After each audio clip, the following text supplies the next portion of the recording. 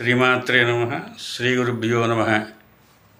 పండిత శ్రీ పులుగుత్త రామారావు శర్మ శ్రీ బాలా త్రిపుర సుందరి అమ్మవారి యొక్క ఉపాసకులు, పురోహితులు శ్రీ భవానీ జ్యోతిషాలయాన్ని ప్రారంభించి వివాహ ఉపనయన కార్యక్రమాలు, అలాగే జ్యోతిష్య సంబంధించినటువంటి అన్ని పరిష్కారాలకి మార్గాలు చెబుతూ ఉన్నాం. గత 40 సంవత్సరాలుగా కూడా అనేక మందికి అనేక కార్యక్రమాలు దిగ్విజయంగా పూర్తయ్యే.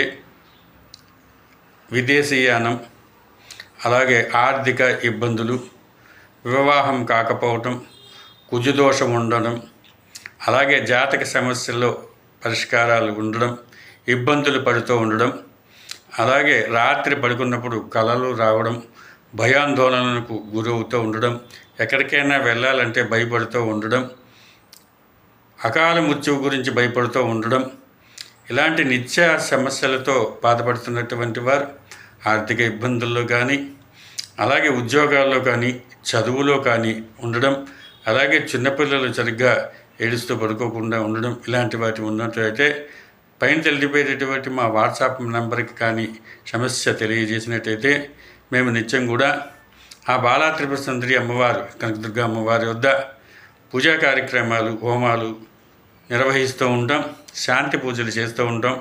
కాబట్టి అమ్మవారికి సంబంధించినటువంటి యంత్రాలు అనగా వ్యాపార సంబంధించిన యంత్రాలు, వ్యవసాయానికి సంబంధించినటువంటి యంత్రాలు, అలాగే పురోగబుద్ధికి సంబంధించిన లక్ష్మీ కుబేర యంత్రాలు, మొదలైన యంత్రాలు, అలాగే తాయెత్తులు భయపడుతున్నటువంటి వారు కానీ తాయెత్తులు ఇవ్వబడుతుంది. అలాగే అమ్మవారి కుంకుమను కూడా పూజ చేసి పంపించడం జరుగుతుంది.